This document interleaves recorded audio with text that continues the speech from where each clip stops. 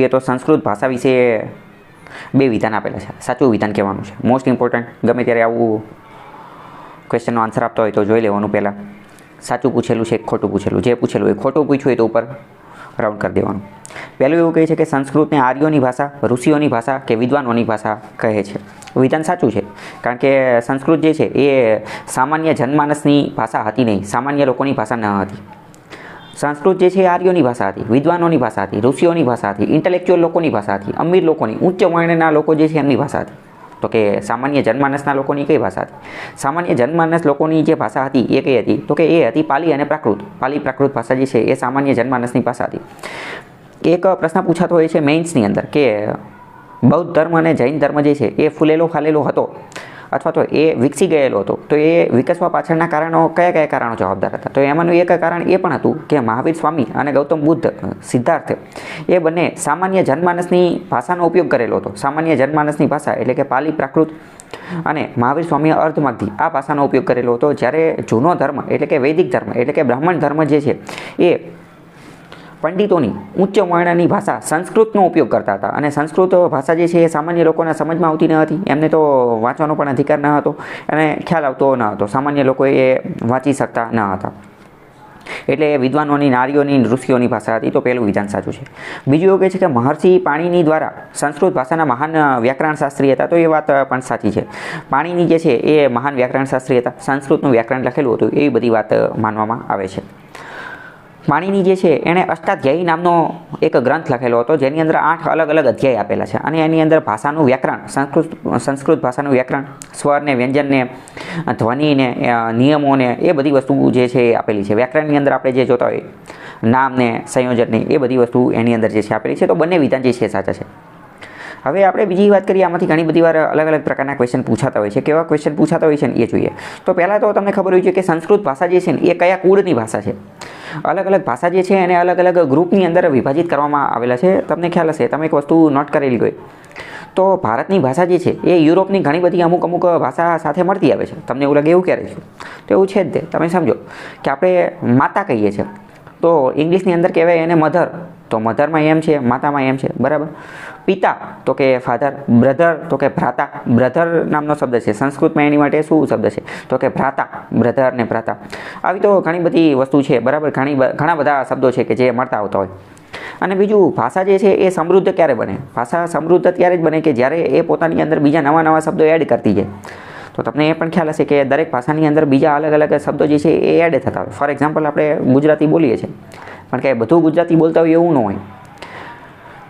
અલગ અલગ શબ્દો એડ થાય. જેમ કે આપણે ગુજરાતીની અંદર વાત કરીએ તો પર્શિયન શબ્દો ઘણા બધા એડ થયેલા છે, હિન્દી શબ્દો ઘણા એડ થયેલા છે, ઉર્દૂના ઘણા બધા શબ્દો જે છે એ એડ થયેલા છે. જેમ કે ચશ્મા, આવા ઘણા બધા શબ્દો છે કે અરીસો, કે આ બધા આપણા ગુજરાતી મૂળ શબ્દો નથી.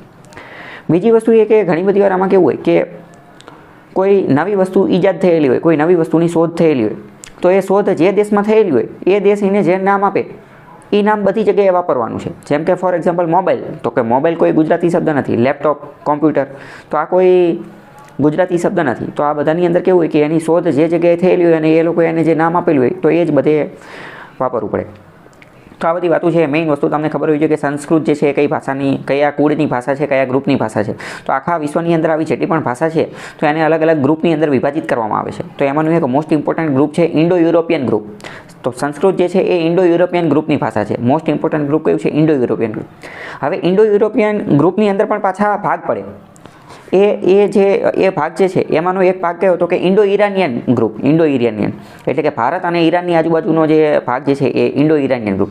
ઇન્ડો ઇરાનિયનનો વળી પાછો એક ભાગ પડે કે Indo Aryan branch. Indo Aryan branch. તો મોસ્ટ ઇમ્પોર્ટન્ટ કે સૌથી મોટી સંસ્કૃત કઈ ભાષાની? તો કે ઇન્ડો યુરોપિયન. ઇન્ડો યુરોપિયન એ સૌથી મોટું ગ્રુપ છે.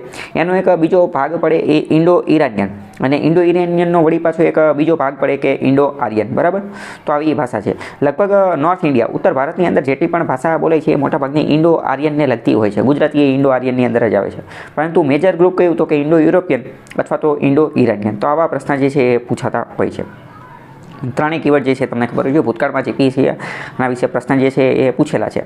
અહીંયા આપણે જો થોડી વાત કરીએ કે થોડા અમુક તો પ્રશ્ન થાય કે મેઇન મેં કીધું કે ઇન્ડો યુરોપિયન મુખ્ય ગ્રુપ છે, તો આની સિવાય બીજા કયા ગ્રુપ છે? તો એક તો ઇન્ડો યુરોપિયન કે ભારત અને યુરોપની જે ભાષા જે મળતી આવે એ, બરાબર. બીજું એક છે સિનો તિબેટિયન ગ્રુપ. સિનો તિબેટિયન ગ્રુપ તો સીન શબ્દ જે છે એ ચીન આરે મળતો આવે છે, તો કે ચીન અને તિબેટની આજુબાજુમાં જે ભાષા બોલાય જેની અંદર મુખ્યત્વે મેન્ડેરિન, બર્મીઝ, તિબેટિયન આ બધી ભાષા આવે. મેન્ડેરિન જે છે એ ચાઇનાની ભાષા છે. લોકોને એવું લાગતું હોય કે ચાઇનાની અંદર ચાઇનીઝ બોલે છે, પણ એ ચાઇનીઝ એનું સાચું નામ મેન્ડેરિન છે. મેન્ડેરિન, બરાબર. મેન્ડેરિન ચાઇનીઝ. અમુક વાર પ્રશ્ન પૂછાઈ જાય, લોકો ઓપ્શનમાં ચાઇનીઝ ગોતતા હોય.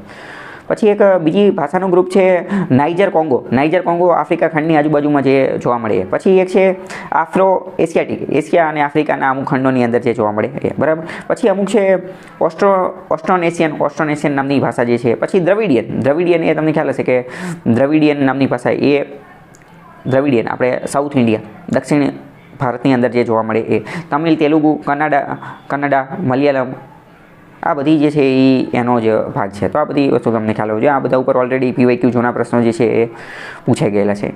ઇન્ડો ઇરાનિયનની અંદર કોણ કોણ આવે એ તમને ખબર હોય છે. ઇન્ડો ઇરાનિયનની અંદર એક તો આપણે જોઈ લીધું કે પહેલાં તો એક સંસ્કૃત આવશે, હિન્દી આવશે, ગુજરાતી એની અંદર જ આવી જશે, બેંગાલી આવી જશે, પર્શિયન આવી જશે, ઈરાનની જે પર્શિયન ભાષા જે છે એની અંદર આવી જશે, પંજાબી આવી જશે, પશ્તુન નામની ભાષા આવી જશે, મરાઠી મહારાષ્ટ્રની અંદર છે તેમ છતાં પણ એની અંદર આવી જશે ઇન્ડો ઇરાનિયનની અંદર.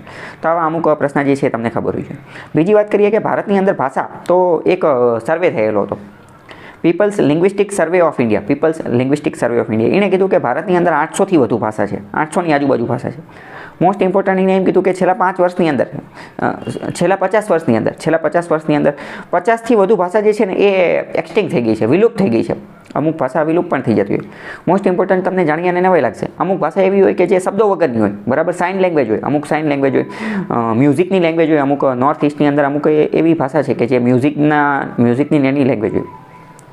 બાળકનું નામ કે એવું કંઈક રાખવાનું હોય તો મ્યુઝિક દ્વારા, ધૂન દ્વારા સિસોટી પાડી અને એક અલગ જ નવીન પ્રકારની ધૂનની રચના કરી અને એ એનું નામ હોય, એને બોલાવવું હોય તો ત્યારે એવો અવાજ કરવાનો ત્યારે એ આવે. તો આવી અમુક મ્યુઝિકલ લેંગ્વેજ પણ હોય, અમુક સાઇન લેંગ્વેજ પણ હોય, બરાબર, જે બ્લાઇન્ડ લોકોને એની માટે જે વપરાતી હોય.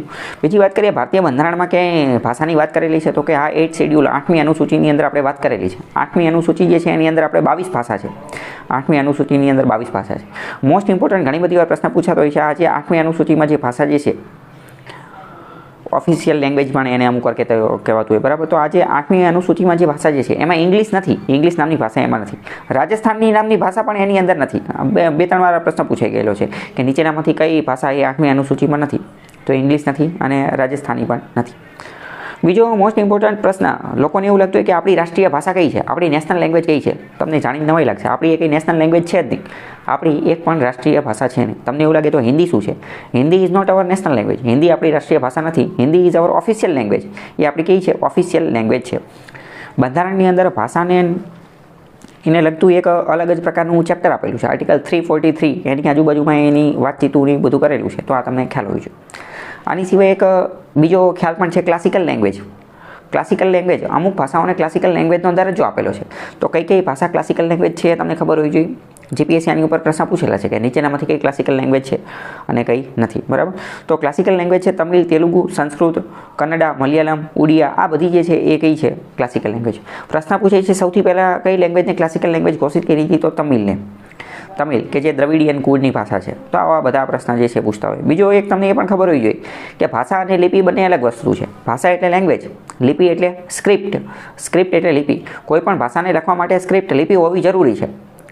ભાષા તો હોય પણ લિપિ ન હોય તો નકામું. કેમ? કારણ કે લિપિ ન હોય તો એને લખી શકાય નહીં, એટલે લિપિ હોવી જરૂરી છે. તમને ખ્યાલ હશે કે અશોક પ્રશ્ન પૂછાતો હોય છે કે અશોકના શિલાલેખો કઈ ભાષામાં લખાયેલા છે? તો કે બ્રાહ્મી ભાષાની અંદર લખાયેલા છે, બરાબર. અને એની લિપિ, તો કે એની લિપિની બાબતમાં એ બધામાં પ્રશ્ન પૂછાતો કે અશોકની લિપિને કોણે ઓળંગી હતી? એને પહેલાં તો ડિસાઇફર નથી કરી શકે, વાંચી નહોતા શકતા. જો વારંવાર પ્રશ્ન પૂછાતો હોય છે. જેમ્સ પ્રિન્સેપ નામનો વ્યક્તિ જે છે એણે એ લિપિ જે છે ઓળંગી હતી. હકીકતમાં અશોક, મેં તમને હમણાં કીધું કે બ્રાહ્મી હકીકતમાં ભાષા નથી, તો બ્રાહ્મી તો લિપિ છે. બ્રાહ્મી લિપિની અંદર એ બધી વસ્તુ લખાયેલી છે, બરાબર. તો આ ખ્યાલ હોવી જોઈએ. સિંધુ ખીણની અંદર રાઇટિંગ્સ મળેલા છે, પણ એની લિપિ હજી આપણે ઓળંગી શક્યા નથી. એ હજી પતો નથી લાગે કે શું લખેલું છે. બ્રાહ્મી લિપિ જે છે એ જોવા મળતી હોય છે. ખરોષ્ઠી લિપિ, જેને અરાઇમેક લિપિ પણ કહેવામાં આવે છે, અફઘાનિસ્તાન, ઈરાનવાળા વિસ્તારમાં જોવા મળે છે. અશોકે ખરોષ્ઠી લિપિમાં પણ સંદેશાઓ જે છે એ લખાવેલા છે. તો આ તમને અમુક બાબતો ખબર હોવી જોઈએ. બાકી અહીંયા બધું આપેલું છે.